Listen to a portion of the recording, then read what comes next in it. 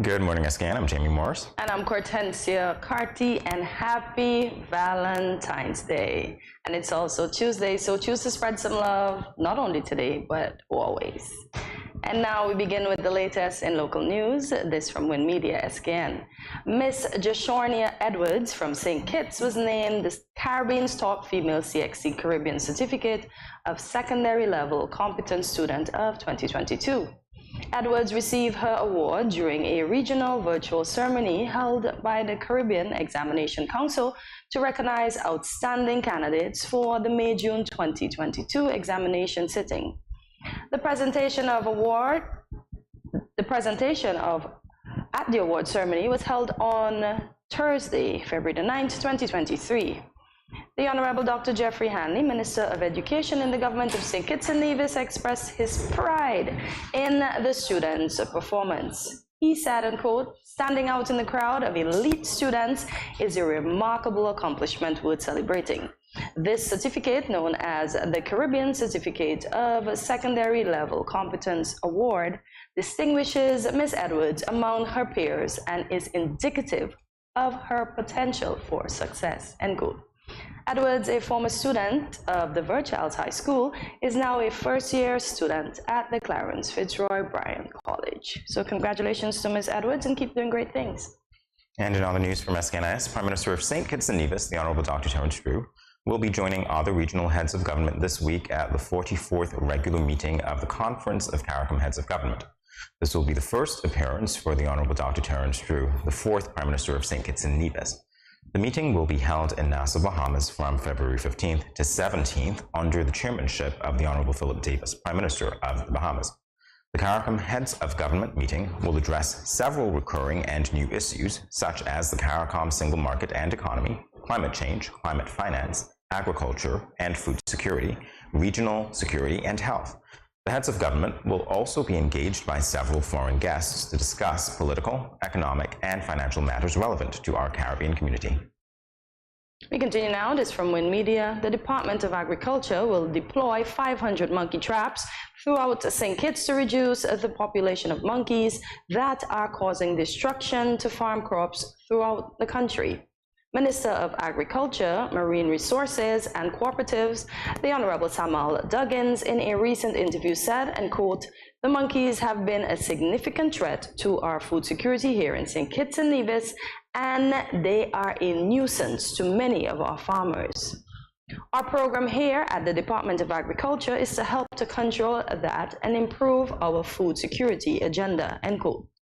Acting Director at the Department of Agriculture, Junelle Kelly, spoke on the issue, noting that the Department of Agriculture has been dedicated to assisting the farming community with the establishment of the Feral Control Unit.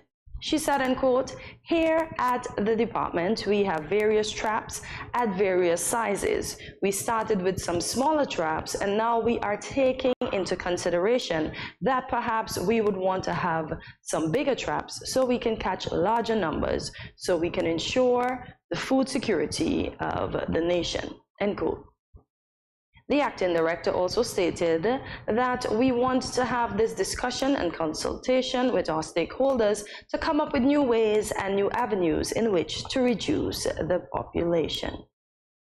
Time now for a check of our local weather. It's going to be mostly sunny with a high of 80 and a low of 70 degrees Fahrenheit. Take a look at your forecast for the rest of the week. We'll be back in a moment with more GMSKN.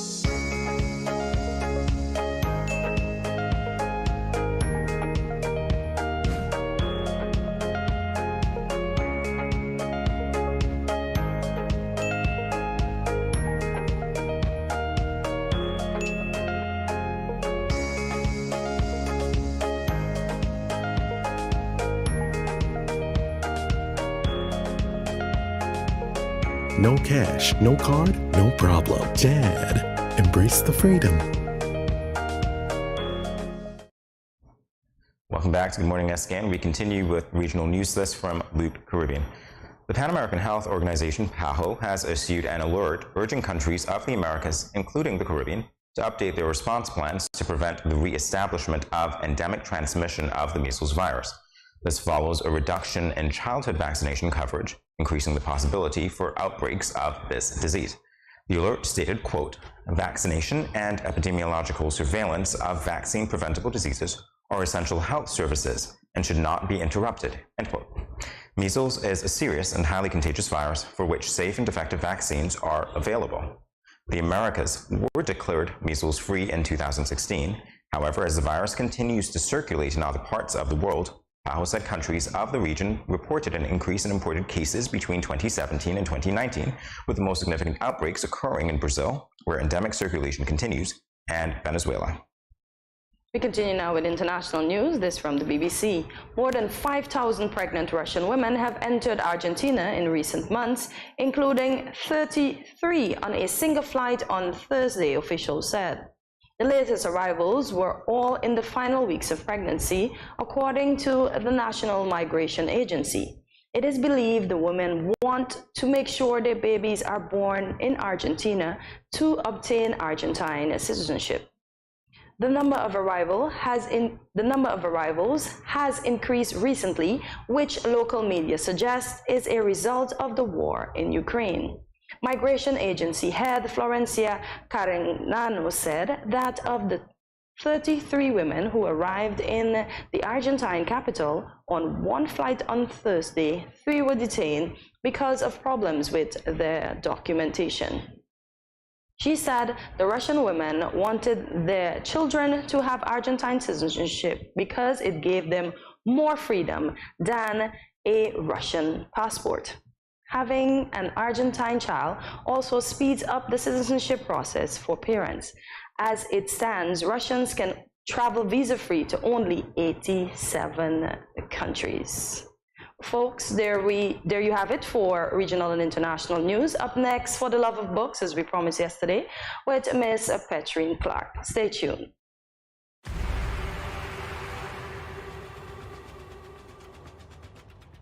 What will it take to grab the attention of someone with the power to make your dream come true? 7 hopeful entrepreneurs in search of the finances necessary to take their ideas to the next level. This is their lives, right? This is their business. 4 savvy business owners ready to make a pragmatic investment. You can't help people if you can't help yourself. First you make the dollar and you give the dollar. Why you take your business offline? I really feel that you need to do a little bit more research. Very knowledgeable.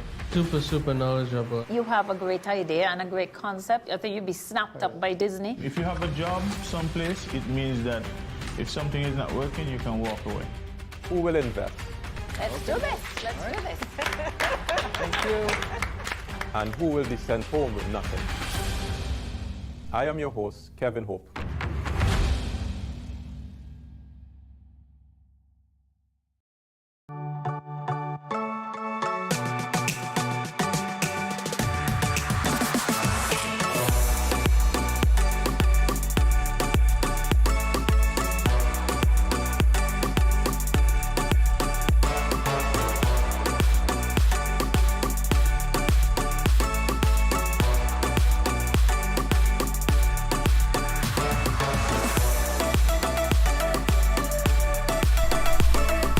Yeah.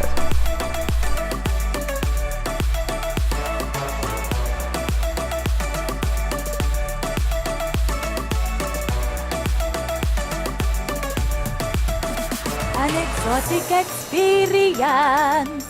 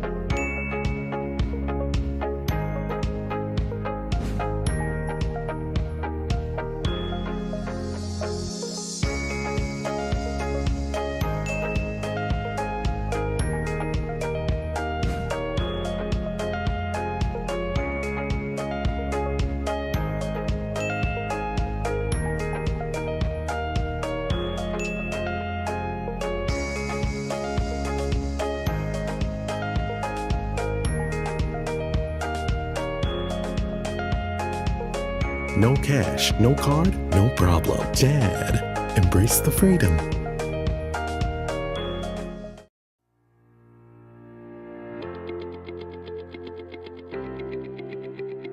Dreamy Decor specializes in flowers for all events, from birthdays to weddings and any other special occasion. What's a better way to express to the people you love than by providing the finest selection of beautiful flowers and gifts? So when you think of flowers, think of us, Dreamy Decor.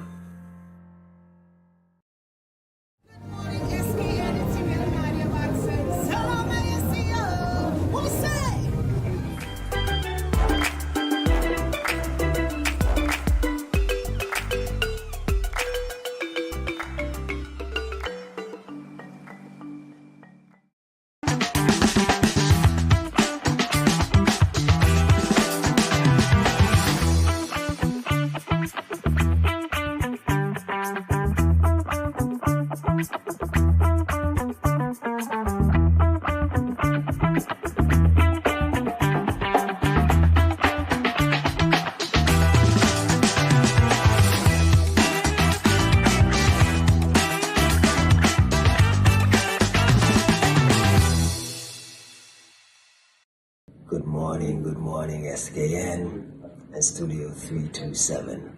This is Tao Batiste, one of your biggest fans. Just you're doing a lot of things well. Keep on that trajectory. Greatness, greatness, greatness.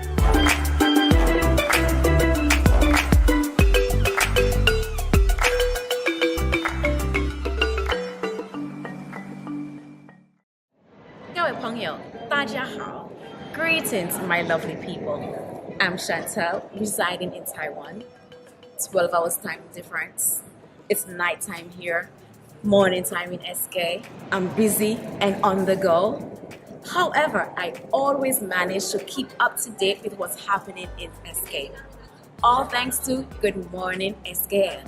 Good morning SKN. Ciao bango.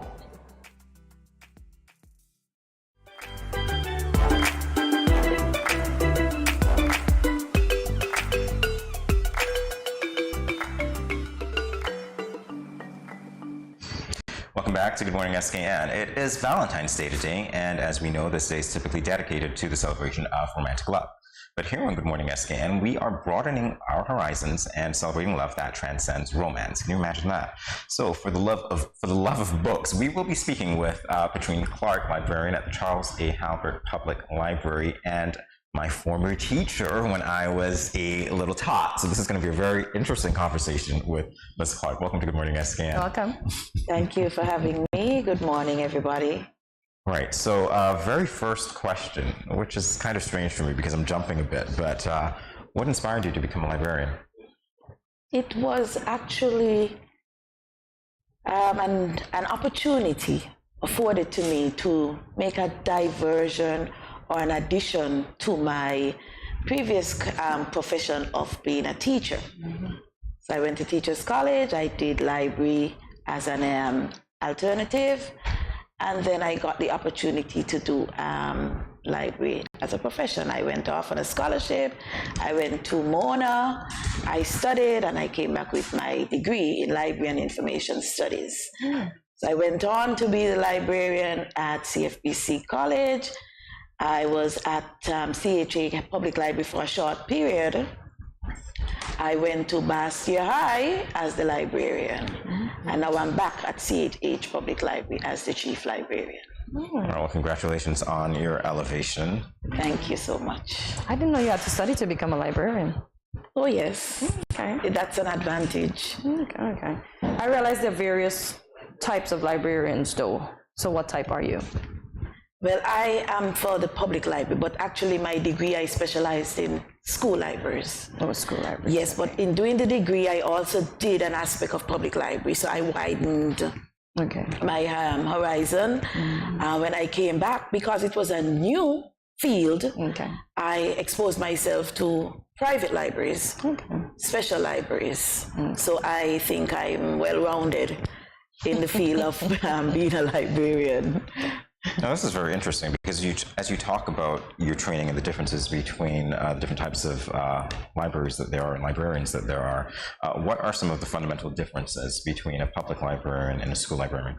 Okay, for the public library, we have everything. We cater for the general public, so there are no cutoffs. For the school libraries, now it's basically fashioned for the teachers, the students. So no one from the public should be able to go in and say, I'm here to join the library. That would have to be something the school has, introduced, but it's not a must. Okay? Public library, we are open to everybody. Special libraries, for example, Ross University, Windsor University, they would have materials pertaining to their fields of studies. Public library, we cover everything, all fields, all studies, everybody. All right, so just a follow-up question, because I saw in the news in the US recently that there were certain teachers who were getting into trouble for allowing books in the classroom that seemingly upset the parents. As a librarian, as a school librarian, was that one of the things that you were in control of, ensuring that the books that are actually available to children met their needs and did not surpass or delve into things that were more mature? That is one of the duties of the librarian. We can't take everything and put it on the shelves. We must browse through to see the contents and so that it fits the children or the adult field that we are giving. So at the public library, we do not allow juniors to visit the adult library. For the very same reason, there may be things there that a parent would not want their junior to be exposed to. Okay, so there is a separation between the junior library and the adult library. So it is part of our duties. We must have some idea of what the book's contents are. Okay. We are not perfect. We might miss one or two. Obviously, but still. That is a part of our duties. Okay. And Petrine, how long have you been working in this position? Since 2016, but I've been a librarian since 2006. Okay, all right. So tell me some of the highs and lows. Highs and lows. Sometimes it's a challenge to get materials, up-to-date materials for specific areas. Every day there is some sort of new initiative.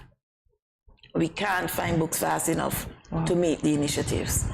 Sometimes you find persons would say, we better go on Google. But we are trying to let the public know and the patrons know that, yes, there is Google, but there is still fun in books. There is still fun in books. And so we reach out to the general public sometimes for donations. Sometimes we get publishers to come in and they sell their books and we buy books. That is the one way in which we build our collections. The school libraries are assisted with Hands Across the Sea. That's a group in the States, and they occasionally would bring books and donate to the school libraries. But guess what? We are always open to donations. All right, I know this seems a bit odd, but since you brought it up, when we're talking about what the public says concerning Googling books, is there any accommodation for the use of ebooks in the library at this time? Not at the moment, but I'm happy you asked because we are willing for somebody to come along and assist.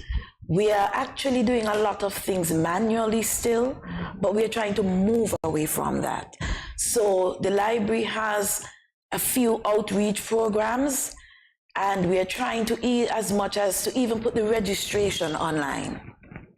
There are some people who have the fear of electronics, but we are trying to get out of that because that again is a purpose for the library. We have to train, educate, and share information in any field. So we are trying to move away from a lot of the manual into technology. We have been asked about ebooks, but no, we have not yet started that initiative. All right. Well, thank you very much for answering that question and so many more. We'll be back in a moment to continue this discussion. Everyone, stay tuned.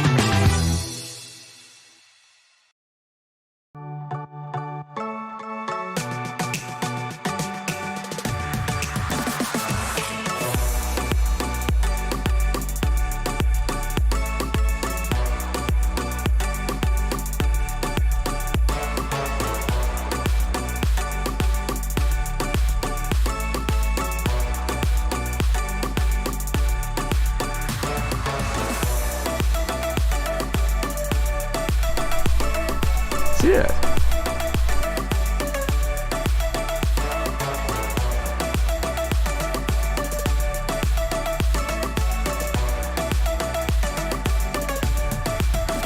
An exotic experience.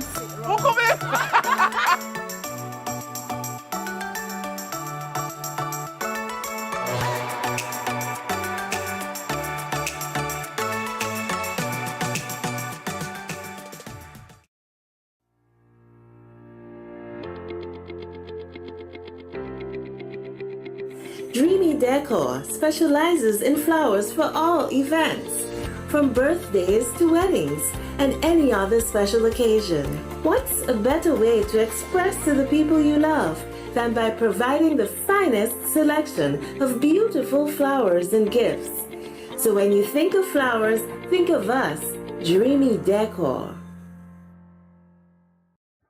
Welcome back to Good Morning SKN on Valentine's Day as we continue our conversation for the love of books with Miss Petrine Clark, librarian at the Charles A. Halbert Public Library. Petrine, some of your favorite books, authors, and genres. I'm not going to be confused. I have one. I have one favorite author, John Grisham. Oh, okay. I like mystery. Okay. And it's the same thing I put forward when I look at my television. I look at those sort of pictures. So a lot of element. Yes. Okay. Not really element, but 55. What's 55? Whatever that is. I hear you, yes.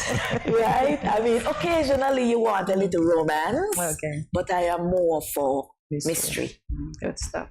I hear you. I appreciate John Grisham more than you know, and you actually reminded me of Perry Mason. I gotta ask you, I know you love the books, but when you see John Grisham in film, is it ever the same? No, no, because when you're reading the book, you're in it. You're a part of it. You're feeling the words, you know? And when have you ever started a book and then you want to put it down even to go and have a snack and you can't move? Yeah. That's me. So see you walking around with the book to finish reading it, that's a book. With the picture now, you're just looking at it and you're like, okay, so obviously that's going to happen, and you're already predicting, but in the book it's very difficult for you to predict. It's difficult because so many words and so many explanations and the vibrancy in the words, it's like, oh my goodness. One of the things that I like about reading, and I don't know if it's the same for you, is that when we talk about these words and the connection, you're actually imagining the scene. Yes. In the film, it's there for you and details get lost. Yes, it's right there, and that is what we try to bring over to the children. So when you read, it builds your imagination. It builds your vocabulary. You can tell a difference between children who read plenty and those who just do it because I have to. The way they speak, the way they construct their sentences, you can see that.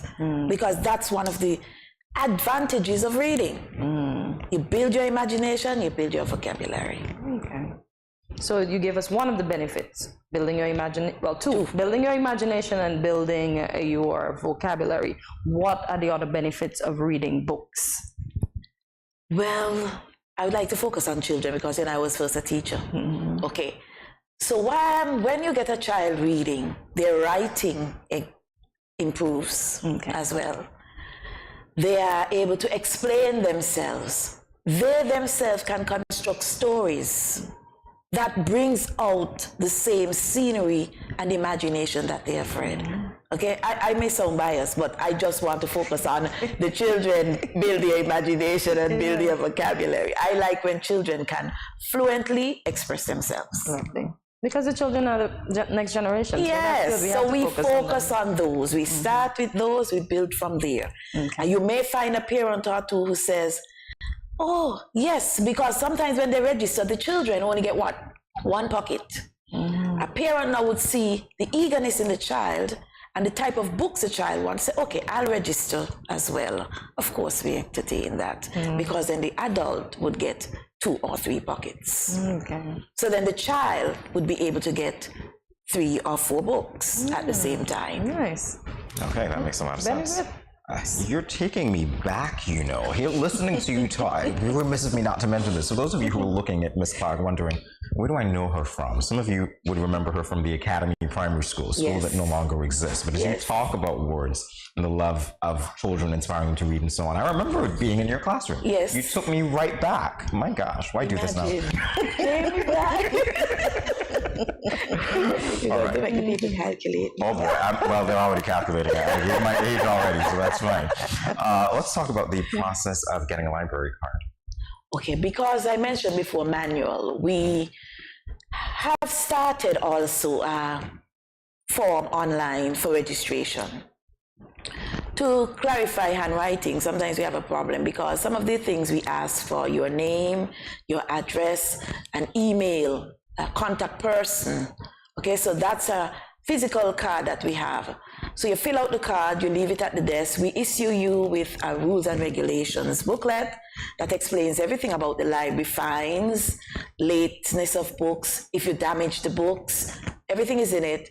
And then the staff will write up your pockets. So it's not a process that takes time because you can get books the same day. Good stuff. It can happen right away for both adults and children. For the children, we encourage the parents to be there to register the child because it's basically you're signing to say, if the child destroys the book, I'm either going to replace or buy it. Okay, so we need an adult for the children. So we have registration from children from ages 5 to 12, and then we have the teenagers, 12 up, and then we have adults. So we have 3 sections: juniors, young adults, adults. I was talking with you a little while back, saying, of course, that one of the reasons that you might not see a lot of people in the library is because amnesty is required. And you said something very interesting. Can you share that with the public? We do allow amnesty. The public library does a library summer camp during the summer period, which is right after school close in July. So we are out of the physical library for 2 weeks. We do know that persons would have books. So in order to meet the public halfway, we allow amnesty for the month of August. So you can bring in your books, you will not be fined. And then we went forward and we did it for December as an end of year initiative gift, Christmas as you want to say, to start afresh for the new year. So we do have amnesty period twice a year, August and December. All right, so symbolic of Christmas and emancipation. Indeed. Yes. So what are the fees like if I have a book for over a month? Over a month, we would just probably give you a basic amount of maybe $10 or $20. Okay, not bad. Yes. Okay. But the daily fee is like 50 cents per day. Fair enough. I know. So are you saying we should increase? I mean, no, not at all. Nobody will see me on the road and want to beat me up on that. Sounded like it. Because it's a public library. We're not there for you know, funds or it's not a financial gain. Good. Yeah. So but we want people to know it's not yours to keep. Exactly. And you should share because there are some persons who are waiting on that same book. Exactly. We had teenagers who were in there looking for the dog story, and they have them because they're series. So you would read 5 and I'm waiting for 5, but it's unfair that you're keeping 5 and I need it. Yeah. So it's a way of letting them know, you know, we should share. Yes. And teaching them financial responsibility because you don't want to just give away your money. That's just true. Because you're of late fees. Right. Okay. I had the woes. I know we're talking about children, but I had the woes of being at university and needing a book. There were like 2 or 3 copies, and you're coming down to examination time, and it's like, you know, if you take that book back.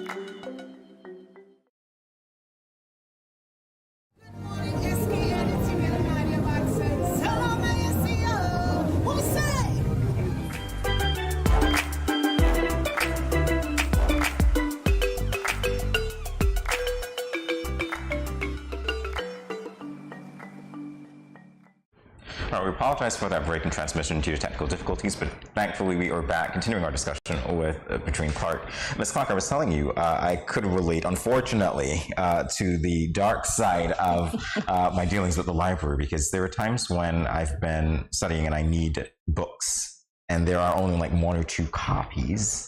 And to take it back a day or 2 before the exam, I'm sure you've experienced that. Yes. People just hold on to the books because they know that they're never going to get it. How important is the donation drive that you're on at the library? And do you open it to, say, any books, or are there times when you request specific books? We are open to any books, and we specifically ask if the books are in very good conditions, because we have to assess the books so that they're not too brown. If the leaves are too brown, then they're not very good for reading. So someone also, we get what you call those things, encyclopedias. So even though the children would say, oh, we don't use encyclopedias now, if we get extra, I take them to the schools. Because another duty for me is to oversee the school libraries. So many of the primary schools, I would take a set of encyclopedias to them, or if you're in a specific area, and I would encourage you to take it to the school in your area, because we do not want the children to just forget about books. We can use an encyclopedia to teach the same skills that you need for a dictionary. That's what we use. We try to do. We try to make it interesting, right? So, but yes, what you're talking about, persons holding on to books, yes, I've experienced that. We have also experienced people taking the entire book out and leaving the cover. Yes, we have experienced persons cutting out the chapter. So in areas that we can facilitate, because we're so close to the college, we always encourage persons to bring any non-fiction book that relates to a field of study at the college. We take all of those because we do not have them. Sometimes they're destroyed. Sometimes somebody take them, they don't bring them back. So as much as possible, so that we can keep the flow of circulation of those books, we encourage and we entertain any persons who have books to donate. Okay, understand. So now that we speak about that and defacing the books, etc., what are the borrowing and returning policies at the library concerning books? A child would be allowed to take 1, a young adult 2, an adult 3. You are allowed the book for 2 weeks, 14 days. We do open on Saturdays. Since I've been there, we have implemented an initiative of a drop box. So we try to take you away from, oh, when I came, you were already closed.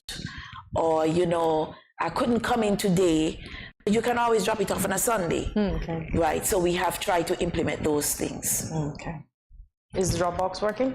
Of course it's working. Good stuff. I just want to make sure that they know that it's working so they can drop the book. Yes.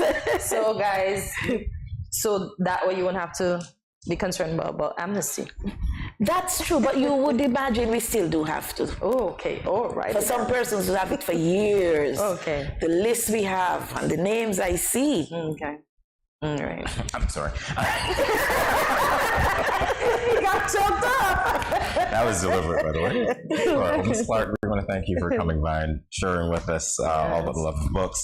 Good to reconnect with you in this way, I have to say. It's a pleasure indeed. More Good Morning SKN in a moment as well. Stay tuned.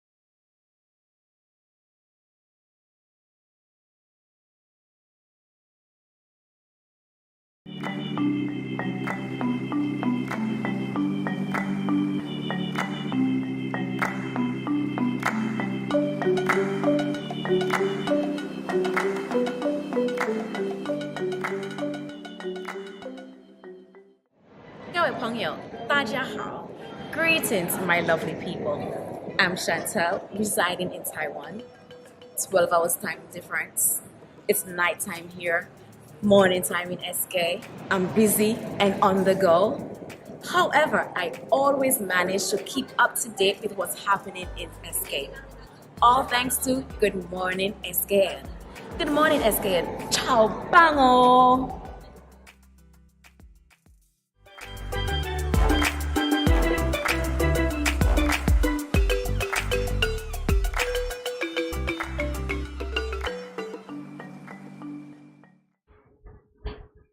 Welcome back to Good Morning SKN. Today love is being celebrated. This hasn't happened for a minute, all over the world. With this, some of us are bound to get lost within all of the gifts and excitement happening around us. Before you do, let's stop for a moment to celebrate what love is as a whole. Love is by no means all bright days, nor is love always good.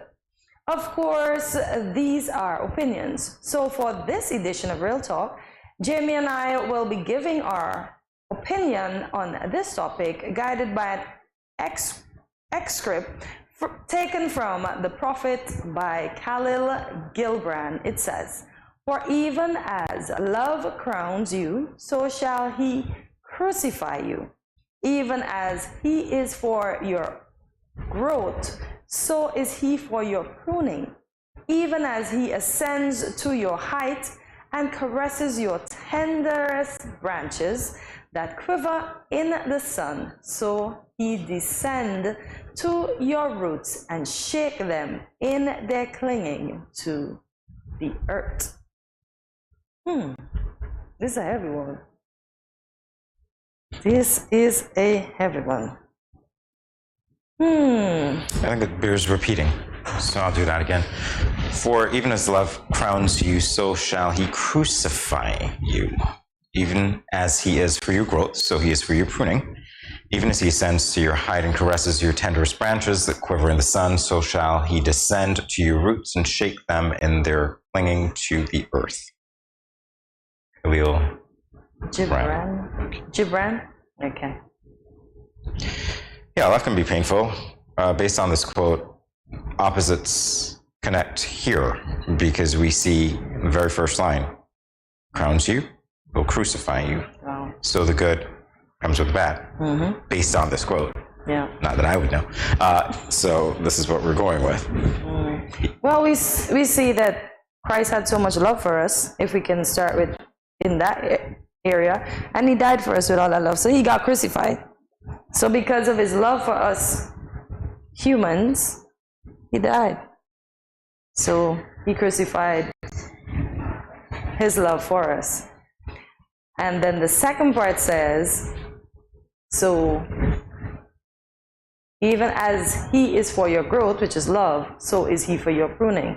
So we know sometimes we fall in love heavily and we're going along, and then heartbreak comes. Chop you down right away. Instantly pruned. So, yeah, love's not easy. Love is not easy. I heard Miss Obama said for 10 years she didn't love her husband because of whatever, but she said it'll have those days when you don't love the person that you're with. And I guess most of us that are in love relationships would understand and know that. Sounds painful to me. All right. It's not that painful. As they say, every day is not the same, Jamie. Every day is not the same. Okay. Yeah. So a lot of pain for 10 years. Anyway, all right. So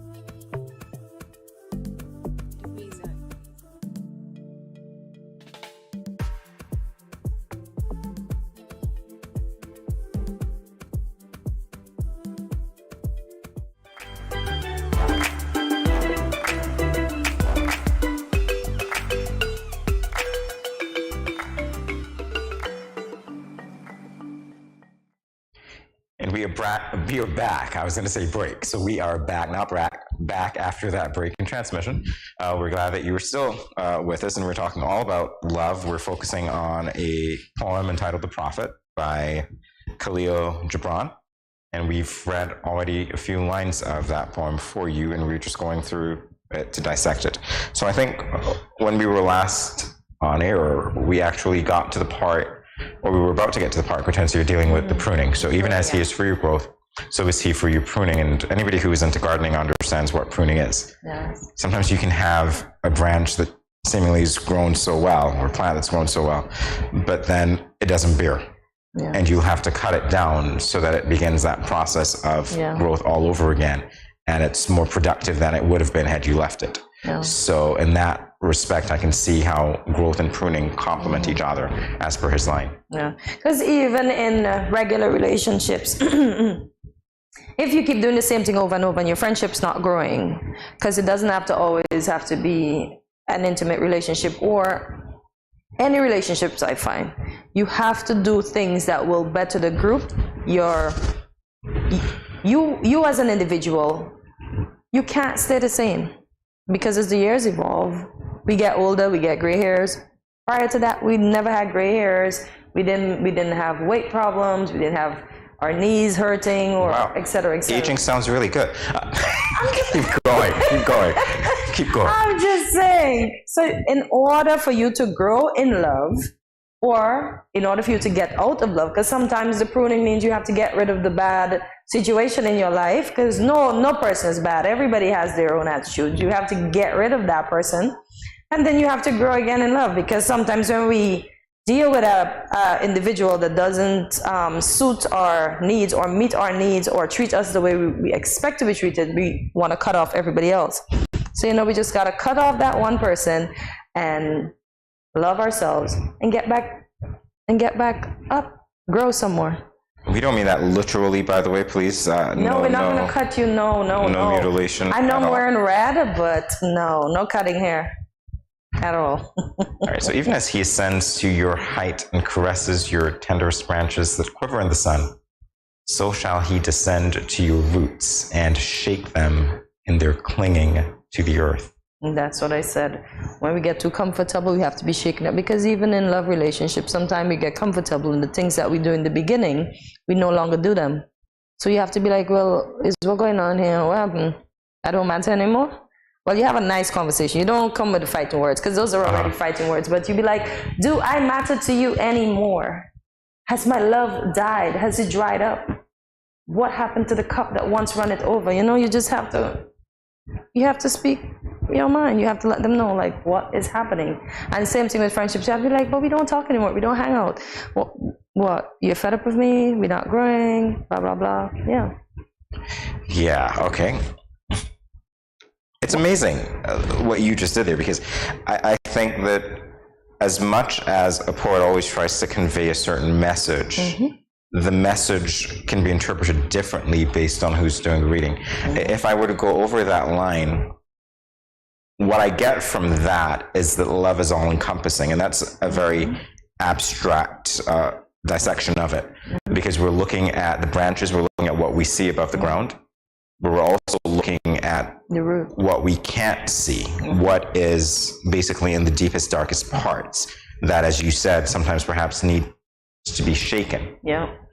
And so imagine shaking roots that are clinging to the earth, almost as if roots cling to the earth for life. There is something that's going to be given life to, and perhaps it's necessary to shake up whatever they're giving life to, so that ultimately better comes from that. Yes. And it's very interesting to me that we're talking about this, because it's like, we're looking at what's beneath the surface, effectively, because the roots are beneath the surface.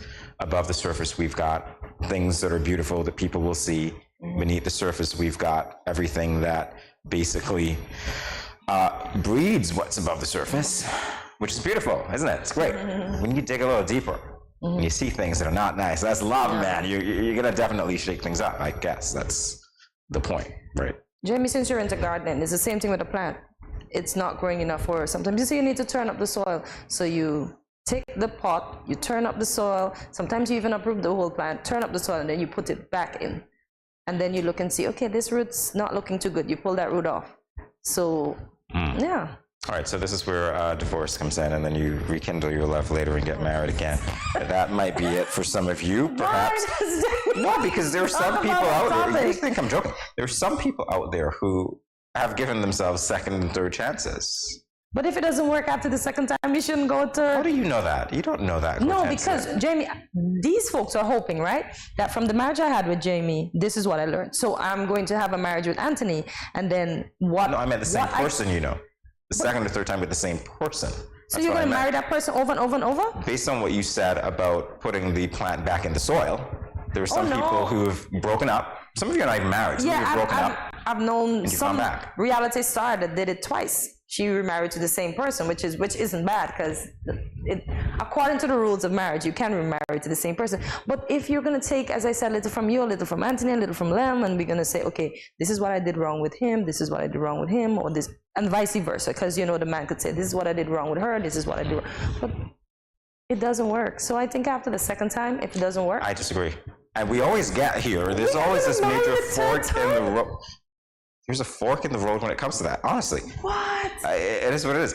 There are some people who don't even get married, but they've gone back to their significant other because they know that the relationship would work if they just made certain changes. We're talking about the good with the bad. Some people run at the first sign of trouble, and then, you know, that trouble follows them into other relationships. Other people go back because they realize, you know what, I made a mistake. Can we change it? Can we work? Can we try again? Because I see you're good, I see you're bad, I see everything that others don't see, but you know what, I want that.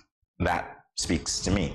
Okay. So it speaks about enduring painful situations. Yes. People do. Yeah, but why would, and this is why I don't understand. You stayed somewhere for umpteen years and then eventually you decide it's not working anymore. You should have done like you said earlier, like the person that just run immediately, because they know it's not going to get better. But you don't know that, and that's the thing, Cortesia. It's like life. You really don't know. Every decision that we take leads to another fork in the road and other decisions, and sometimes the decision to stay, as I said before, causes you to hope that things will change. And sometimes they do, realistically. So we don't know. We don't have a do-over button, so to speak, where you can go back and say, you know what, I should run at the first sign. You really don't know. You're hoping. Because doesn't love endure? There are people enduring things and they're doing it in the name of love. It did say love endureth all things. Phew. Yeah, so love endure. What is love versus attachment, though? Because this is the thing. I think a lot of us think that we're in love when we're just infatuated. Yeah, because as Michelle said, for the 10 years she didn't love her husband, but then she fell back in love with her husband. So she says the love never goes away. The annoyance that you basically have on top is what makes you think you don't love the person, but deep inside you do love the person. Ooh, so the annoyance is at the surface level. Yeah. The love is at the root level. Yeah, so you see the annoyance made the question, or the annoyance made the branches quiver. But the love is still there, no matter what. Interesting. Yeah, it doesn't go away. Attachment, oh my gosh. Maybe people just clingy, they think they're in love, but they're not in love. So that's why it becomes so indecisive, but you keep going back to that one person. They have those relationships where you break up, you make up, you break up, you make up, you break up, you make up. I think that's attachment. I don't think that's love. You know what you can get from this person, so you just keep going back to that person to get it, and that person is crazy enough to keep letting you back in, very well knowing that you are never going to settle or be a committed individual. But if you're going to give them a gift on Valentine's Day, this is the day to make up and give them that gift. There you go, right? Because it is Valentine's Day. We're talking about love here. I don't want that one, the gift. No. We're talking all about love here, right? So, when should love hurt? Should love hurt? You shouldn't. No. Who should love hurt? Should love her. You should love her. The other person. I don't know. Love should not hurt at all, man. No. Even if it's friendship love, because when we lose our friendships, we feel a type of way, and it's obvious that we love our friends and we don't want the friendship to fall apart. So imagine being in love with somebody that's your significant other, and it just goes to the dog. That's why I always wonder, right? We say we love, right? And then eventually we get to happening divorce. What happened to all the love? That baffles me sometimes. It can be there, but perhaps you're not thriving in that situation, so you've effectively uprooted yourself. Oh my God. And you're looking for better soil in which to plant. Doesn't mean the love goes away, Cortesia. No, there's no better soil. That's why it hurts. The grass is never greener on the other side, y'all. It has brown spots underneath. How do you know? Have you been to the other side? I just think I know. That's the point, exactly, and that's what we do. I would not go through something like that after. No. If my marriage doesn't work out, I'm never marrying anybody again, and I'm never being in the next relationship ever again. Remember this day, remember this moment, okay? Please do, because I wouldn't say I had a successful one. I would have said flopped. That's it.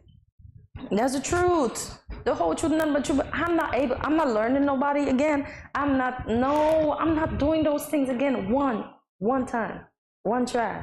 No. For those of you out there who were thinking that a Valentine's Day conversation would propel you to the altar, I apologize. For those of you wondering how serious this relationship is and what's going on, you perhaps hit the sixth. I apologize sincerely to you. Guys, think about it. I apologize. We're talking about love, and apparently love hurts. And it does. Should it hurt? I guess it should. Should it hurt you? Should it hurt the other person? It hurt Jesus. Should you heal? Please do. You should heal. Please heal. Right. Please heal. And if you intend to engage in other relationships, you have to heal in order to move forward. Because if you're not healed, you're going to go in with your glasses and be like, I'm waiting for him. Let him do it now. Or I'm waiting for her. I'm watching her, watching her. This is really selling love to those of us who are single. Anybody biting? It's the truth. The whole truth is the truth. Like, seriously. Guys, if you're in love, be in love. If you're not in love, love yourself. Yes. And celebrate the day of love, whether you're single or not. All right? Yeah. There we go. Sad. Guess what? We're running out of here right now. We'll be back in a moment with more GMSKN.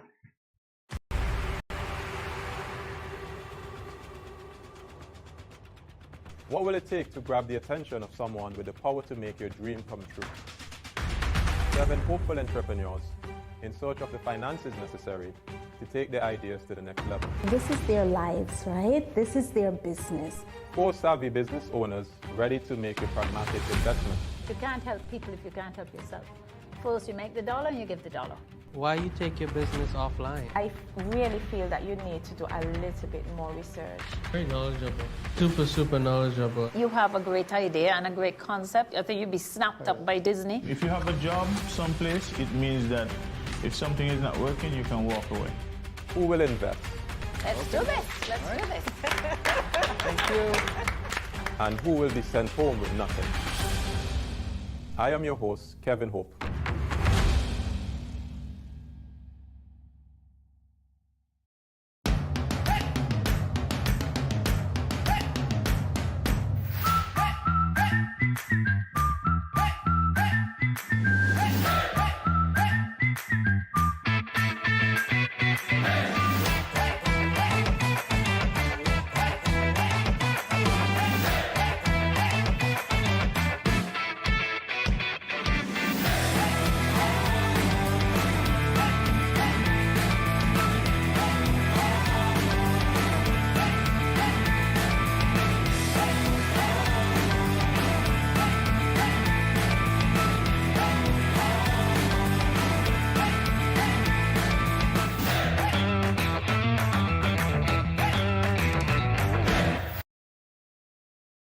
Yo, what up? It's your boy N Richie right here at Studio 327. I'm here to give you the promo that you guys need because this is something special for St. Kitts. I'm telling you, tune in to Good Morning SKN, 8 a.m. to 10 a.m. on YouTube, Facebook, and on Moment Channel 4. Also, I realize nobody else is doing this. Follow the Good Morning SKN Instagram at Good Morning SKN and the Studio 327 Inc. Instagram. Follow us on YouTube and Facebook. This is pretty long, but follow us and yeah.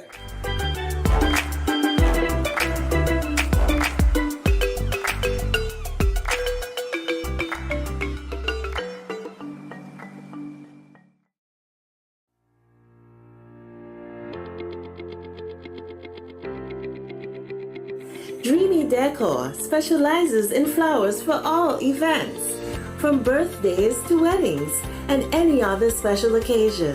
What's a better way to express to the people you love than by providing the finest selection of beautiful flowers and gifts? So when you think of flowers, think of us, Dreamy Decor.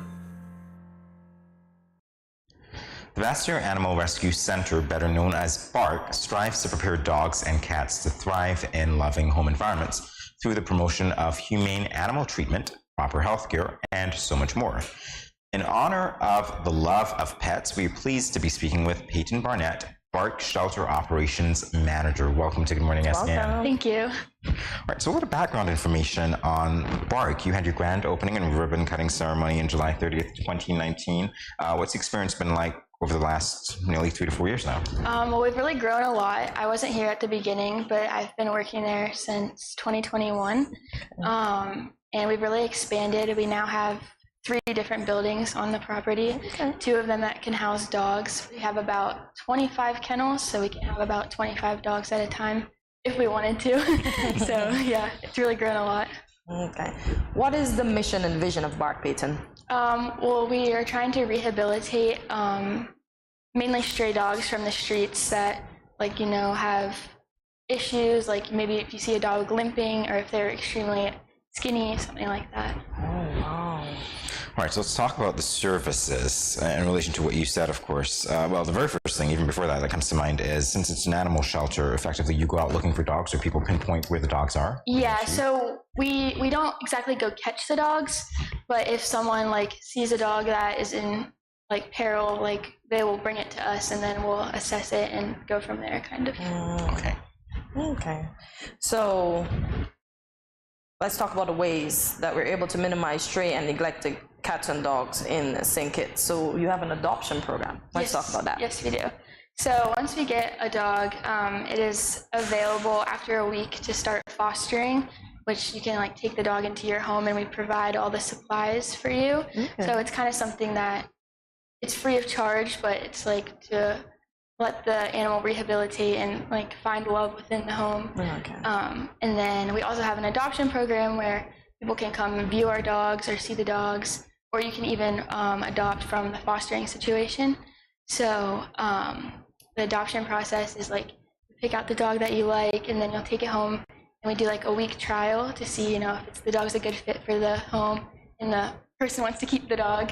And then after that, there's just a little bit of paperwork and a little adoption fee to cover the rehabilitation process that we've done to adopt the dog. All right, so in terms of the fostering program, have there been more successes than failures? Hopefully there have not been failures. People have not had There are a couple failures, but there is a lot of success starting through the fostering program. And we have had a lot of people that just come through the shelter and pick out the dog that they want and have had success doing that as well. So, I mean, it's very rare that the dog gets returned. So. That's good. Yes. That's very good. Training classes. We do not offer any training classes at Bark. I believe maybe Talks and Barks does that, but we don't do that at the shelter. Okay. And one more question, Peyton. Is Bark a non-profit organization? It is a non-profit. Okay. All right. Wow, I'm just fascinated that you have all these dogs in the same place. Some of them, unfortunately, have no training. And have you seen times when they interact with each other? How are they? Well, we do get some dogs that don't like other animals, but then the dogs that we do get that like other animals, they do really well with each other. They run around and play and have a good time in the yard. Wow. So the bad ones stay in solitary confinement until? They stay by themselves in solitary confinement for 7 days. Okay. And then after that, they're allowed to go into our bigger building with the rest of the dogs that we have. Okay. Okay, that's an interesting process. And any successes there in terms of their behavior? You still not find? Yeah, I mean, normally they are fine. Sometimes since they haven't been around other animals for that 7 days, they're a little bit nervous or shy, but they get accustomed quickly. Right. Have you had to engage with people who are apprehensive about adoption? A little bit. Sometimes people will come in and think that they want to adopt a dog, and then they'll see the dog and they're like, oh, maybe we're not ready, or they don't know how to train the dog, so they have questions about that, which is hard to answer sometimes because every dog's different. So what's a common question that you get concerning training? Potty training, probably. Just okay. If they want to keep them indoors, how to not let them go to the bathroom inside and stuff like that. Yeah, that's a good one. Yeah. And I'm just thinking off the top of my head here that the reason that they're strays is because they were let out. So all they know is basically the outside. Precisely. Yeah. So it's going to be a little. Yeah, it is more difficult. Yeah. What about microchipping? So we do offer microchipping through our Ross Wellness program that's held at Bark through Ross.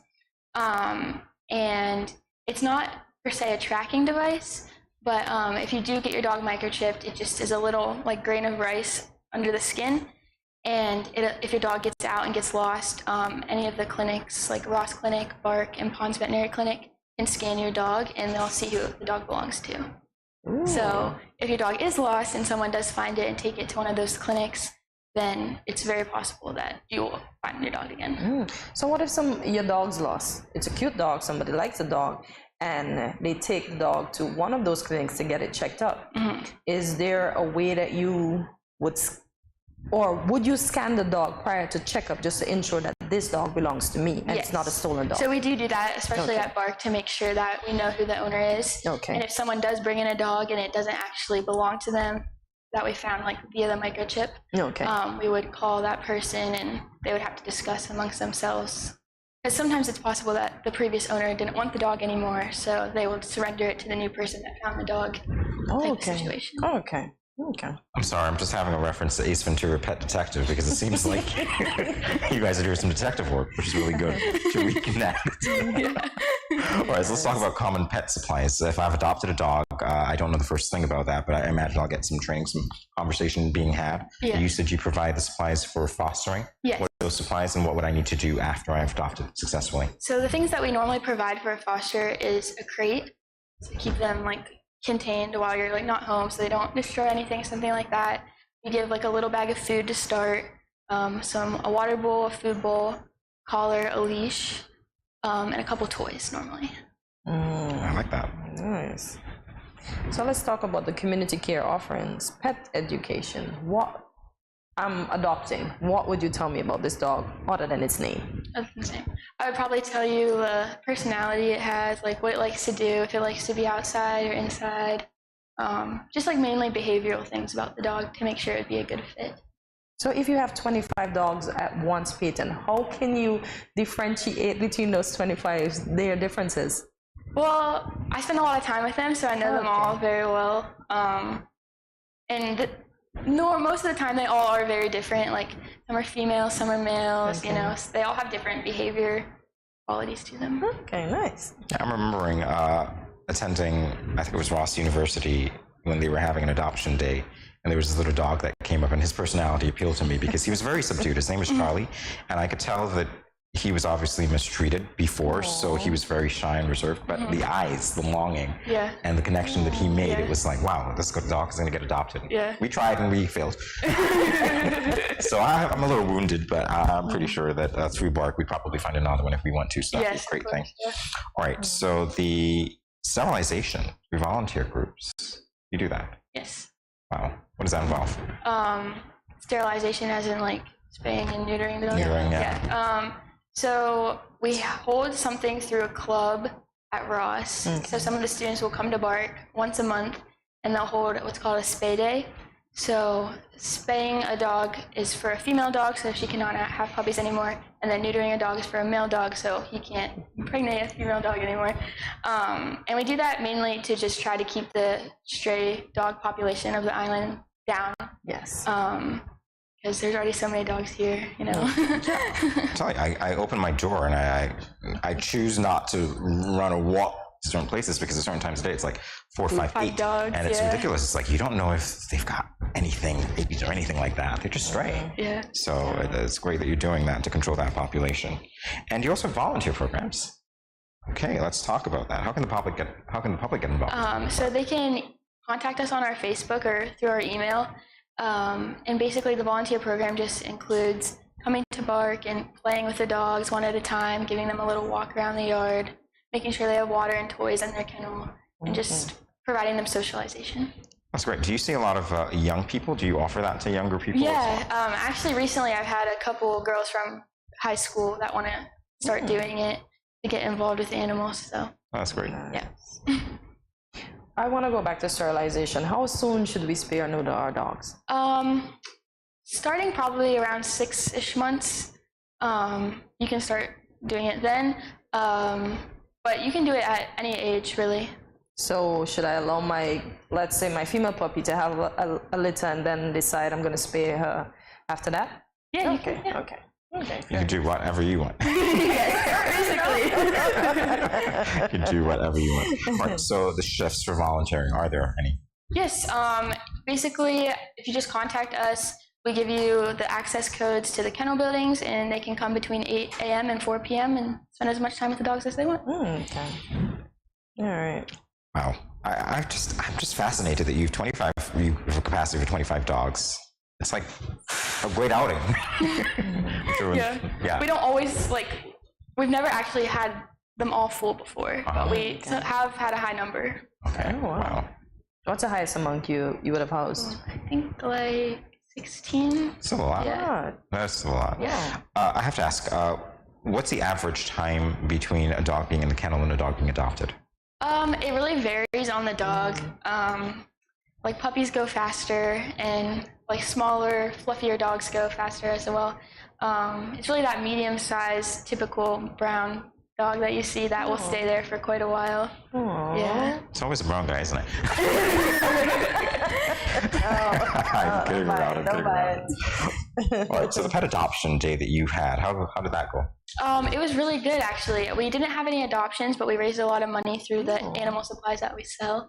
But it's a good way for people to come in and see our dogs regardless. So. And they could easily come back because they've already seen the dog, right? So, yeah. Do you think, because maybe you have a little dog whispering skills, right? I'm going to suggest that. Do you think the animals feel away when or do they know when it's an adoption day and then they don't get adopted? No, I don't think so. I think they just enjoy the people coming in to see them, that kind of thing.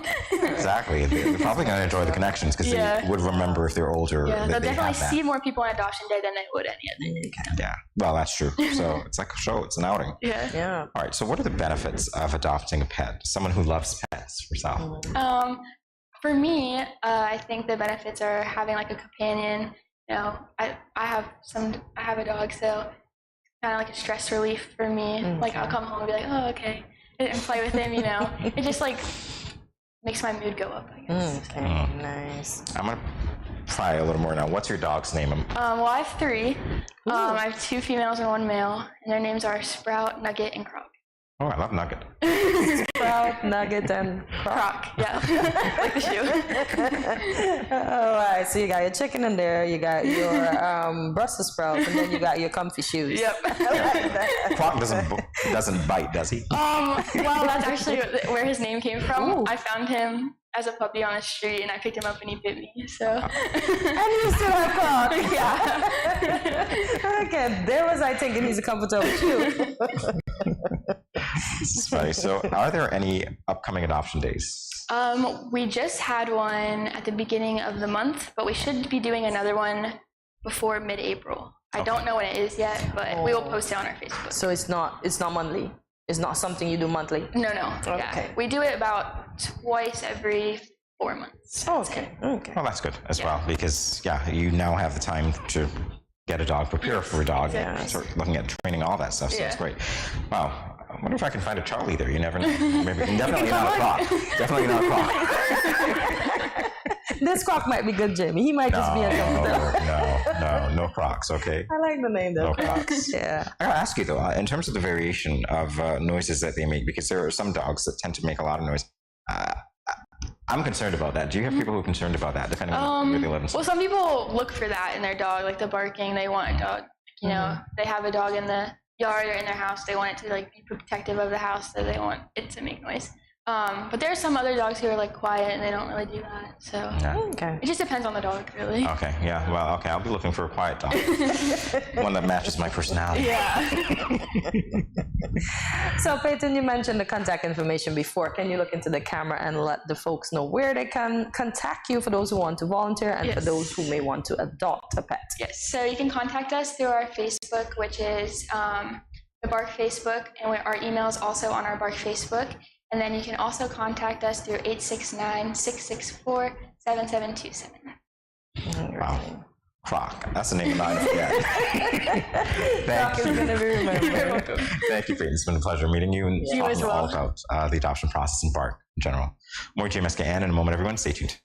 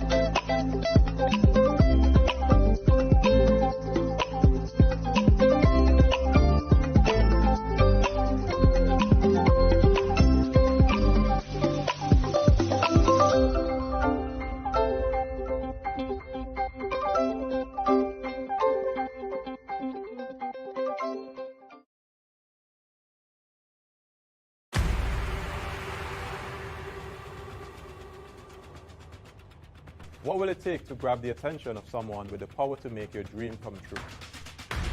7 hopeful entrepreneurs in search of the finances necessary to take their ideas to the next level. This is their lives, right? This is their business. 4 savvy business owners ready to make a pragmatic investment. You can't help people if you can't help yourself. First you make the dollar, you give the dollar. Why you take your business offline? I really feel that you need to do a little bit more research. Very knowledgeable.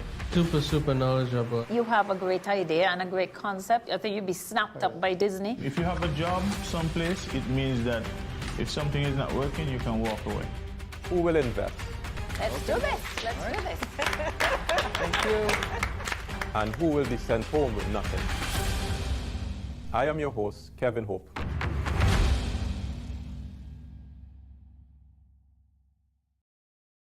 Good morning, SKN. Wagwan. Yo, it's Bensley Lad coming to you live from Jamaica. You see it, go already. See me, I say Caribbean people stand up and I love this.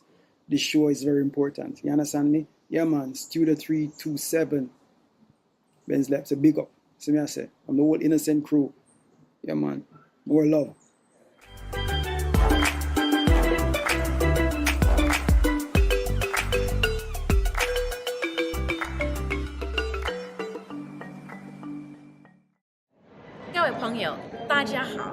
Greetings, my lovely people. I'm Chantel, residing in Taiwan.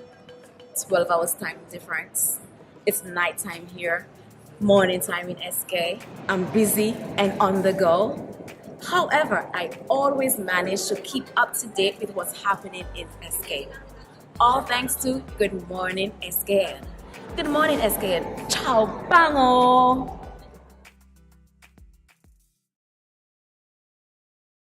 Yo, what up? It's your boy and Richie right here at Studio 327. I'm here to give you the promo that you guys need because this is something special for St. Kitts. I'm telling you, tune in to Good Morning SKN, 8 a.m. to 10 a.m. on YouTube, Facebook, and on Moment Channel 4. Also, I realize nobody else is doing this. Follow the Good Morning SKN Instagram at Good Morning SKN and the Studio 327 Inc. Instagram. Follow us on YouTube and Facebook. This is pretty long, but follow us and yeah.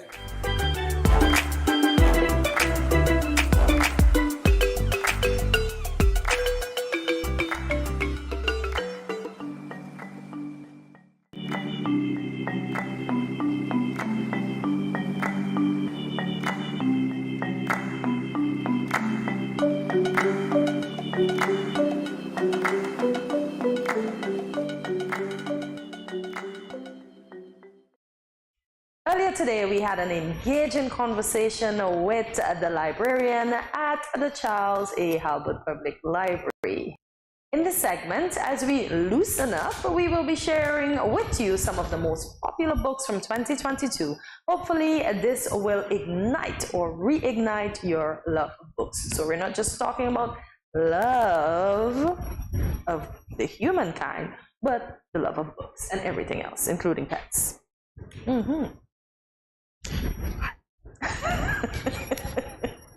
Oh my gosh. Just the love of everything, guys. The love of gardening, the love of cleaning, just the love. Because I don't think love should just be on one day, which we connote most of the love for today, but love should be every day. Spectacularly every day. So we begin with The Sea of Tranquility. Emily St. John Mandel. This novel explores humanity's exploration and colonization of space for a period of 3 centuries. Gapestry Jacques Roberts, a detective, is tasked with the job of uncovering the mystery behind this gripping story that has been unfolding for 3 centuries. He uncovers a series of lives upended, the exiled son of an earl driven to madness, a writer trapped far from home as a pandemic ravaged Earth, and a childhood friend who has glimpsed the chance, or the change, Jamie, the chance to do something extraordinary. I'll have to ask you to finish that for me. That will disrupt the timeline of the universe. Okay. Yeah. Sea of Tranquility, sci-fi novel, Emily St. John Mandel. All right. So, would you read it? I'm not a sci-fi person, so no. Where would the world be without science fiction? I probably, I don't know, anything to do with space and the universe I'd probably read. So it's disrupting the universe. I like that. I mean, I was a fan of Gene Roddenberry's series, so I definitely would watch that. That's the one with the on? That's the anything alien, anything sci-fi, anything. Yeah. If I'm not mistaken, I think Gene Roddenberry was also responsible for Star Trek. And correct me if I'm wrong. I think you guys might know that because it comes up in the credits. Okay. So yeah. I think I remember that alien thing. I used to watch it with. He spoke so slow. I remember watching that. All right, so that's a yay for me. I'll probably read that. Okay. I'd want to know what happened to the Earl's son though, because now it's. As Petrine said, when you hear the words, you want to know what's next. Yeah, creative. Tomorrow and tomorrow and tomorrow. Gabrielle Zevin, coming of age. Spanning 30 years, the book follows Sam and Sadie, two college friends, often in love, but never lovers, who become creative partners in a dazzling and intricately imagined world of video game design. Together, Sam, Sadie, and their creative partner Marks navigate loss, jealousy, joy, fame, and finally, inconceivable tragedy to come into their own. It is a love story, but not one you've read before. I feel like every description says that, or at least they tell you that it's like the last line, but it's nothing like you've seen before. You know, it's nothing like you've read before. Of course, that might be true because everybody's creativity, comes to fruition in different ways. So, yeah. But they're in love, but they never explore that love. Yeah, I know those folks. They're in love, but we'll never go there because it will ruin our friendship. And then you keep saying, but here are the reasons why you should go there, right? So you're going to be reading this book thinking, yeah, but you should. You should, but you shouldn't. Why don't you? Because it's going to ruin the friendship. Do it already. You know, you're like, this is perfect. Can't you see what I'm seeing? What's going on? When are you going to get together? When? Whenever. It's going to happen now. Wow, this is so touching and frustrating at the same time as you read the book. Yeah. Oh my gosh, love. Lessons in chemistry. Bonnie Garmas. And this is an historical fiction. So chemist Elizabeth Zott is not your average woman. It's the early 1960s and her all-male team at Hastings Research Institute takes a very unscientific view of equality. But like science, life is unpredictable. This is why a few years later, Elizabeth Zott finds herself not only a single mother, but the reluctant star of America's most beloved cooking show, Supper at 6. But as her following grows, not everyone is happy. I wonder. I like the illustration on the book. Her glasses and all, she with the chemist instruments. With the what? I didn't even see that. Oh, I see it now. Yeah, the reflection. Even the stuff that's holding a bun together looks like a thermometer. Check it out. See it? Yeah, you're probably right. Yeah, thermometer. Sorry. It's a pass for me, but hey, it's historical fiction, so I get it. You're going to pay homage to a time when gender equality was not as accepted as is today. And you're going to see a professional woman obviously emerge and face a lot of challenges and a lot of interesting things. Might be an interesting read. I'll probably pass on the book and watch the movie. Yeah, just me. But a lot of people might like it. Fair enough. But I want to know why they even mentioned that she ended up being a single mother. Was it that she couldn't stand the guys that she was in school with? Might be. Might be that. It might be just the environment, the way that the guys treat women at that time. So. Okay, fair enough. Who knows? In order to find out, you'll have to read the book. Or watch the movie, as Jamie said. Dun dun dun. I'm glad my mom died, and she's alive, and I don't know. I'm not glad. Ooh. I'm glad that she's alive. Sorry. Let take 3. Yeah, I remember her. She was reading the on title. GMA talking about this book. I'm reading the title. It's by Jeanette McCurdy. It's a memoir. A heartbreaking and hilarious memoir by iCarly and Sam and Cat star Jeanette McCurdy about her struggles as a former child actor, including eating disorders, addiction, and a complicated relationship with her overbearing mother, and how she retook control of her life. Yeah. Okay, sorry, that title ain't gonna get me to pick it up. No. Listen, if you hear the story behind the book, you are going to pick it up. Because she was on GMA, she was on the Today Show, she was on all those shows promoting her book. And trust me, everybody's going to want to read her. Get you. I'm just thinking about the initial, she had to explain it for you to know, like, okay, great. Imagine going up to the cashier being like, this is a book that I want to purchase. I'm glad how are you glad your mom died? Like, we're not glad that our mom died. Sensational title, right? Sensational title.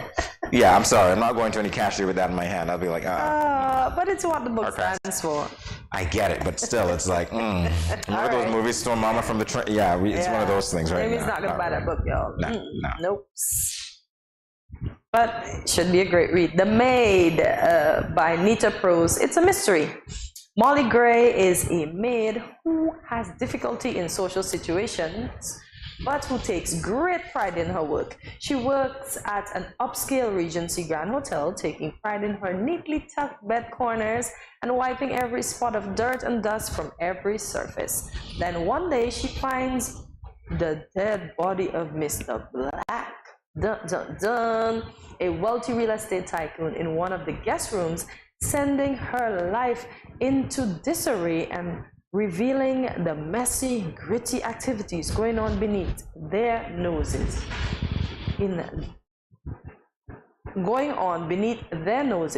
At the hotel. At the hotel, okay. Wow. So this is an interesting thing. You've got to appreciate the play on words, because she's a maid, obviously, but the description alone, it's like, revealing the messy, gritty activities going on. You have to love that. The way that the language plays, right? But how it messes with her life when she's not really social, and this is what is throwing me for a loop. I don't understand how her life goes into disarray. She's shocked now that she found the dead body. You don't know if she's implicated. You don't know. I don't know what's going on here. It's a mystery, so it's a case of who done it. Maybe the maid will be the one who solves it. I don't know. But look at the illustration. The maid running. Somebody saw the maid running because they were peeping through the keyhole. you notice that? Oh my God. Listen, I would want to read this because I don't understand how a socially inept maid suddenly is in something this deep. Something's going on right now, because honestly, I'm remembering walking into the studio this morning and seeing our cleaner, and for some reason, now that we're talking about the maid, I can actually visualize her being the maid there. Yeah, I don't know. Some weird things are going on when you start to identify people as characters in the books that you were talking about. Yeah, sometimes we do that. We actually do that. We make a game out of it. Yeah. Okay. Fair enough. Wow. I gotta read that book. And we're not done yet, because we've got The Candy House by Jennifer Egan. It's a coming-of-age novel. The Candy House focuses on the brilliant Bix Bouton, whose company Mandala is so successful that he is one of those tech demigods with whom we're all on a first-name basis. Within a decade, Bix's new technology, Own Your Unconscious, that allows you to access every memory that you've ever had and to share every memory in exchange for access to the memories of others, has captivated multitudes, but not everyone. This is a testament to the tenacity and transcendence of human longing for real connection, love, family, privacy, and redemption, and I love it. I would read that book. I like the illustration on the outside. It is giving me candy cane vibes, like sour apple, lemon. Oh my God. I'm going to the part where it reads that he's a Pulitzer Prize winning author of a visit from the Goon Squad. So clearly this is going to be well written. Goon Squad? Goon Squad sounds dangerous. When you hear the word goon, you think, oh man, mobster. I love the plot. I love it. Nice. I absolutely love it. Technology, real life, yeah, everything. It's all like that. All right. Wow. The Maid still has me. To Paradise. Hania Yanagihara. Ooh, what a long name. Historical fiction. In an alternate version of 1893, America and New York is part of the Free States, where people may live and love whomever they please, or so it seems. The fragile young heir of a distinguished family resists betrothal to a worthy suitor, drawn to a charming music teacher of no means. In a 1993 Manhattan besieged by the AIDS epidemic, a young Hawaiian man lives with his much older, wealthier partner, hiding his troubled childhood and the fate of his father. Wow. This book is all over. It means all over. You know, there's some books like that because you've got multiple characters, and at some point they either converge or they don't. So you can live your life whatever way, but then at the end, he's still hiding that he lives that way because of his past. And then the fate of his father. You see, it's a lot. This is a heavy one. I would read it because I want to know what's going on.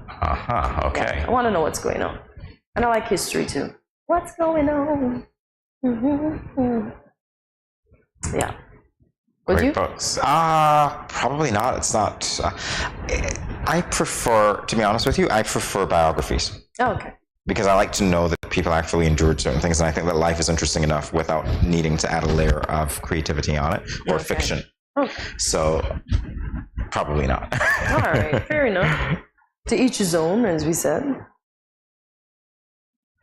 Olga dies dreaming. Why are you giving me the titles with death? What are you trying to tell me this morning? Seriously. Olga dies dreaming. I'm not going to try that first name. It's by Gonzalez. Okay. Domestic fiction. All right. So, or is it? I'm not going to try. Sorry. I'll pronounce it as a Z. That's what I'll do. In any event, the book narrates the story of Olga Isabel Acevedo, a wedding planner with Puerto Rican roots who goes against her absent mother's directives to become a capitalist. Set against the backdrop of New York City in the months surrounding the most devastating hurricane in Puerto Rico's history, Olga Dies Dreaming is a story that examines political corruption, familial strife, and the very notion of the American dream, all while asking what it really means to weather a storm. And by the way, when I got to the part, Olga Dies Dreaming, I thought Olga died dreaming. I'm like, was she dreaming when she died? No, that's just the title. Just how you said it, I felt you probably thought, what, she died? Hey, the title, it's a title, right? But maybe she's dreaming of these things. So you're looking at political corruption, familial strife, and the very notion of the American dream. What is the American dream, and how do you weather a storm? So this book has a lot, on the domestic front to it, a lot of things coming together. Quite interesting. I like the narration once more, because in your dreams, you normally have pretty colors, and you have the flowers, you have the stars, and then you have New York in the background, in her neck. Yeah. The part that she's sleeping, the red half of the face. Yeah, I like it. All right. No more titles with death, right? Can we do that? Can we get one with life? Is there, hey. So, Violeta, Isabel Allende. This is historical fiction. Violeta comes into the world on a stormy day in 1920, the first daughter in a family of five boisterous sons. From the start, her life is marked by extraordinary events. The ripples of the Great War are still being felt, even as the Spanish flu arrives on the shores of our South American homeland. Told in the form of a letter to someone, Violeta loves above all others. This is a story of a 100-year life of devastating heartbreak and passionate affairs, poverty and wealth. I'm happy the wealth came after, terrible loss and immense joy. So I'm happy that wealth and joy came afterwards, all of this. But she lived, she lived long. She lived a whole century. 100 years. Well, maybe she was telling the story at 101, so let me not say that. Maybe she lived more than 100. Yeah, she was born the year that my grandfather was born. So if you were alive today, imagine, Yeah. That one fact would get me to read the book, because I love that we're talking about the way that she has experienced the ripples of war is still being felt. Spanish flu arrives. It gives me, and this is what I alluded to, the Forrest Gump vibe, and I say that because books that actually mirror what goes on in real life, so it's historical fiction, and you get an account of that from the perspective of someone who's gone through those experiences, would be really interesting. Yep. So probably I would read it. I want to read because I want to know about this 100-year situation. So yeah, I'll definitely read Violeta. Or Violeta. Okay, I asked you not to give me any more depth. Did you have to double up on the mother? What are you doing to me today, people? Seriously. Time is a mother. Why does this sound so wrong? Ocean Vuong. All right, it's poetry. All right. So Yeah, it sounds wrong because I'm corrupted. Let's find the purity, shall we?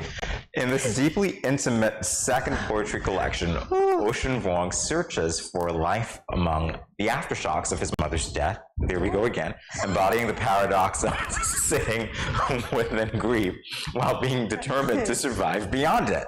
Shifting through memory, Vuong contends with personal loss, the meaning of family, and the cost of being the product of an American war in America.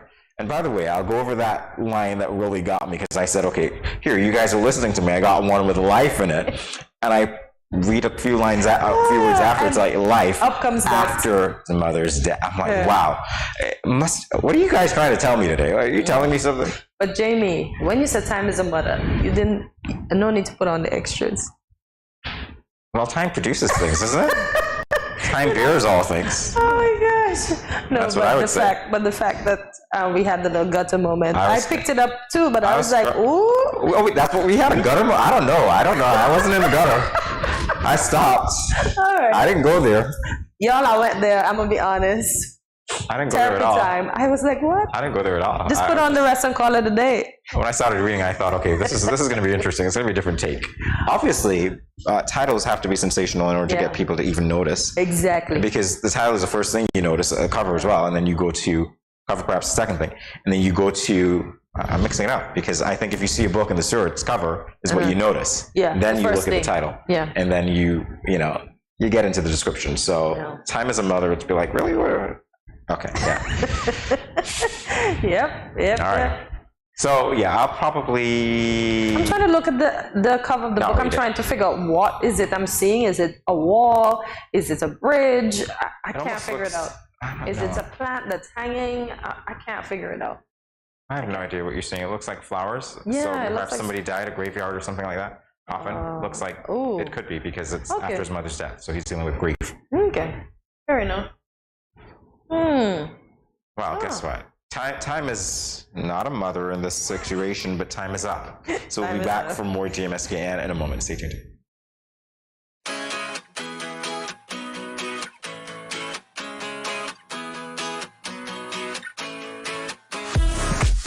No cash, no card, no problem. Dad, embrace the freedom.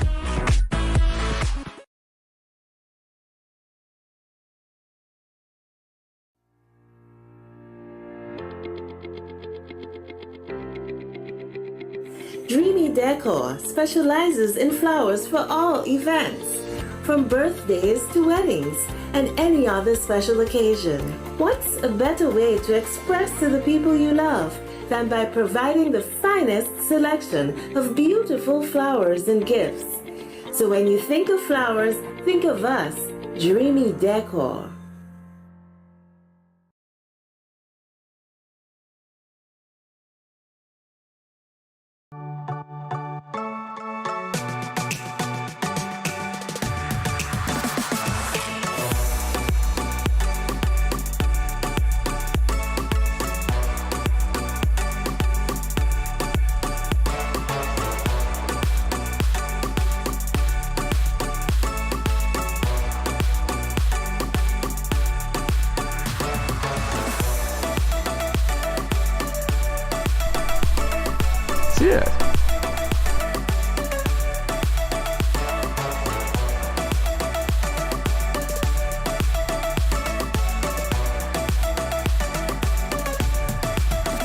An exotic experience.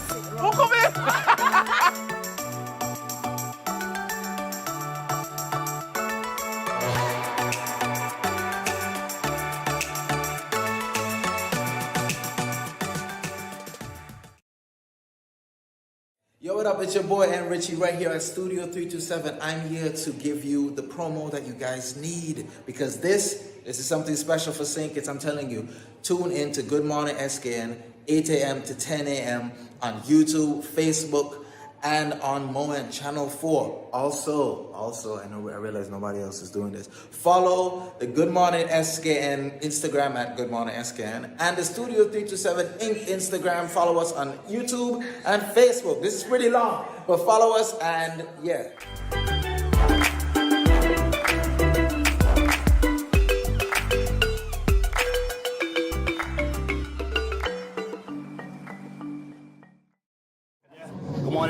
this is lyrical. I just want to say blessings to you.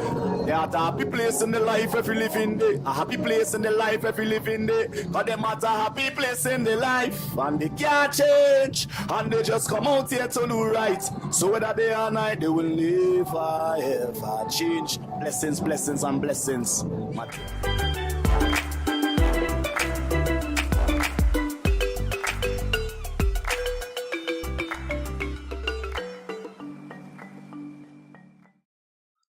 Black History Month is a time to remember and celebrate our Black culture and history. For this segment of Culturally You, we'll be focusing on a few aspects of our condition and division culture and history.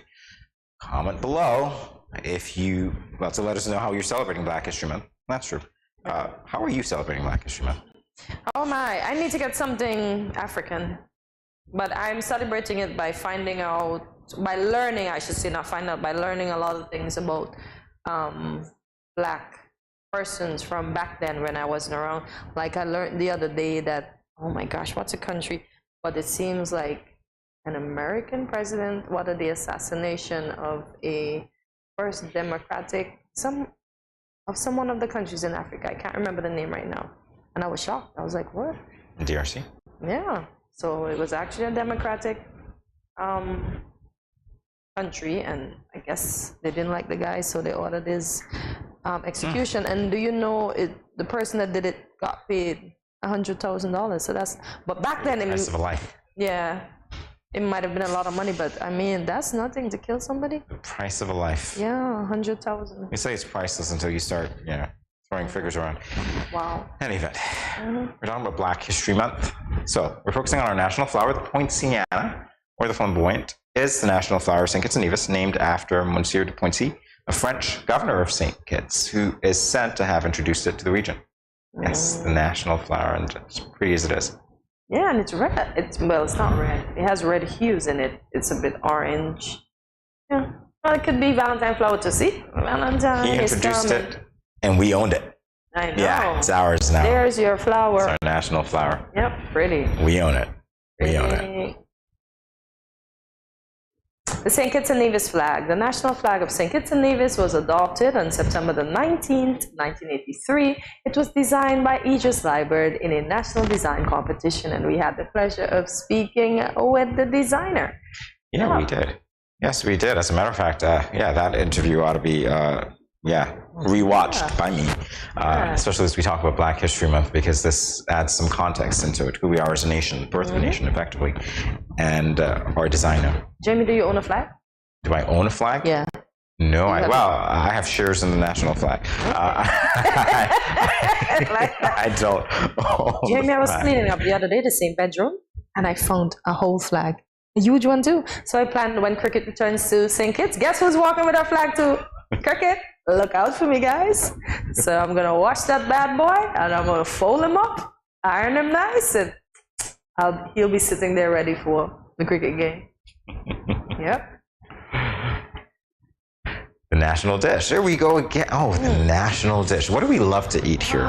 Well, the national dish of St. Kitts and Nevis is stewed saltfish with spicy plantains, seasoned breadfruit, and coconut dumplings. And it's so interesting to me. Spicy plantains. I've never had the spicy plantain. I know how the seasoned breadfruit go, and I make the coconut dumplings ever so often, but I've never had that. What is it? Why are you making me hungry? It's too early for that. Oh, that breadfruit looking good, boy. It's too early for that. And by the way, nobody does our national dish like we do. Folks, petitions or Nivision. One of you needs to do a YouTube channel showing us how to make the Kittian food. I'm not Kittian. When I needed to learn how to make coconut dumplings, I had to pull up a Jamaican chef and then a Trini chef, and then I mixed them together. I tried to Google the authenticity to find a Kittian channel, and there was none. So somebody please help. She has to learn to cook Kittian. Same thing with the turned corn. I had to go and Google and learn the Jamaican, the Trinidadian, the St. Lucian way, but I still managed to get the Kittian flair in it. But help a sister out, somebody. I'm so glad that you didn't say, because I thought you were going to end up there, that Kittitians are a combination of Jamaicans and Trinidadians. I'm glad that wasn't your point. No stereotypes here. I'm just asking a Kittitian and a New Vision to start a channel. Pass on the good stuff. Even the young ones that cook it, pass on the good, because I can't begin a channel. I'm only a citizen. I can't say, oh, this is, no, I want an authentic Kittitian because I want the Kittitian spices. Yes, please, someone start a channel. Or just bring the food. All right. The national anthem. Our national anthem, O Land of Beauty, was written and composed by Kenrick Georges. It was officially adopted as the national anthem of the newly independent nation in 1983. Hey, this year we're turning 40. There it is. Yeah. Hard to imagine. We are turning 40 this year. Awesome as a country. I know. Independent country.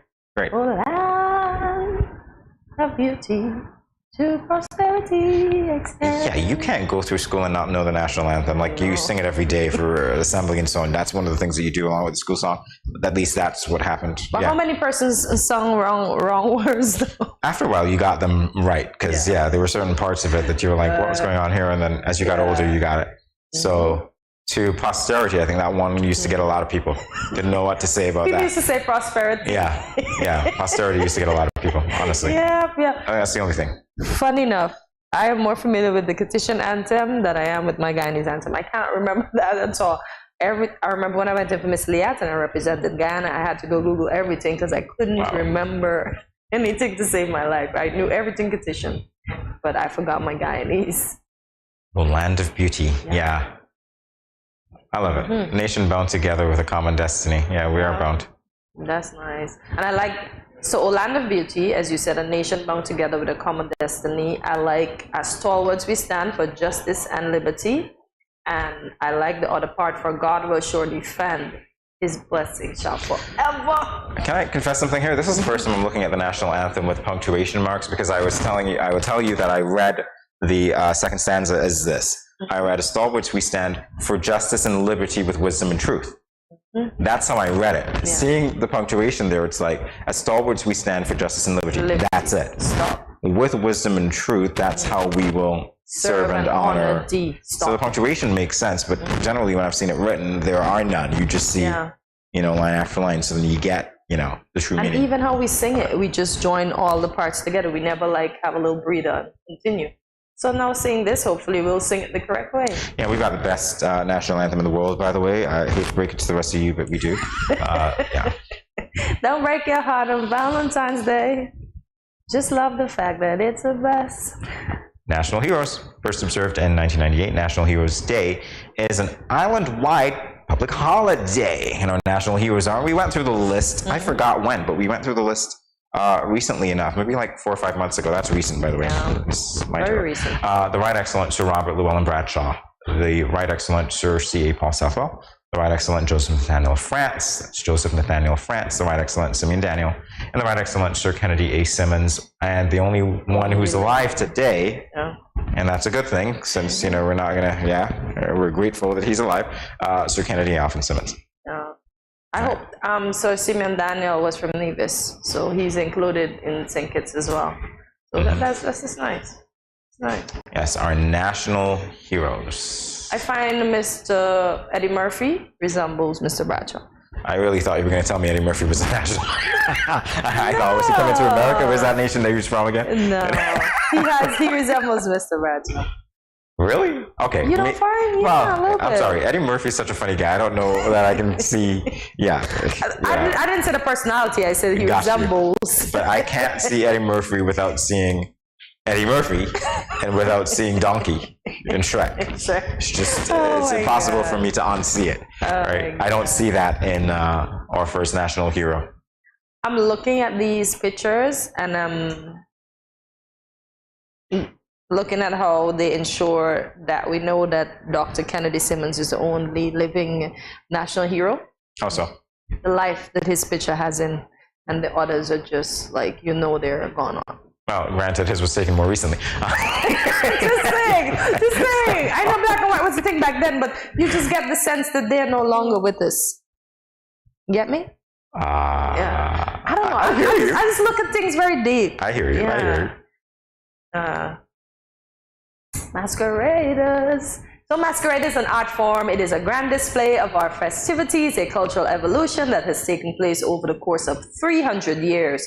Paraders wear tall peacock feathered headdresses, masks, and fringe aprons that reach just above the knees. The entire costume is decorated with bangles, mirrors, and ribbons. I saw the masqueraders just yesterday performing for the tourists on Port Zante. There were about 2 or 3 troops that were actually there, but at different locations, but the tourists were having a ball.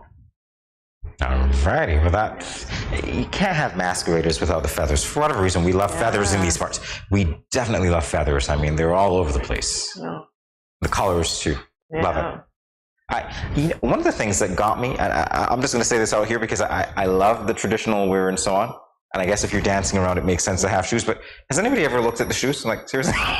Like, have we thought it's a little incongruous to have, the costume on top looking that way, and then you got, I don't know, you're wearing your Nike and your Reeboks. So what kind of shoes should we wear? What kind of shoes I don't know. I don't have the answer, but I'm just saying. That's one of the things. It's like, okay, we're gonna look at the shoes today. Although they seem coordinated there in that one. I wonder what shoes they wore back then, if they were the same. Well, you know what shoes I think they should wear? The ones from Bata. They had a name, but we're not going to say that name on TV. Fortunately, we don't have time to say that name. We have to wrap up. But the flat shoes that they had at Bata's, maybe those would go well with them. They just paint them, so they coordinate with the uniform. Well, we'll see. Another day, another discussion. Yeah. Maybe we'll get there. All right, so here's what's coming up tomorrow. Youth Power with Devon Rowland, an upcoming local cinematographer. So stay tuned for that. Now, thank you for joining us for another edition of GMSKN. You are, of course, invited to tune in daily to find a little bit of everything for everyone. Hopefully you get your fill. When you do that, and you can tell your friends and family members to watch as well, follow us on our social media platforms, including Facebook, YouTube, at Facebook and YouTube at Studio 327 Inc. and on Instagram at Good Morning SKN. Like, subscribe, follow, share. Visit our website at studio327inc.com for more. Yeah, and leave us a comment and let us know what was your favorite part of the Love Show, yes, our Valentine's show. And see you tomorrow at 8 a.m. when you'll start your Wednesday morning with us, Hump Day, right here at Good Morning SKN. Thank you for watching. Remember, choose to spread some love today and always. And see you in tomorrow. Bye, guys.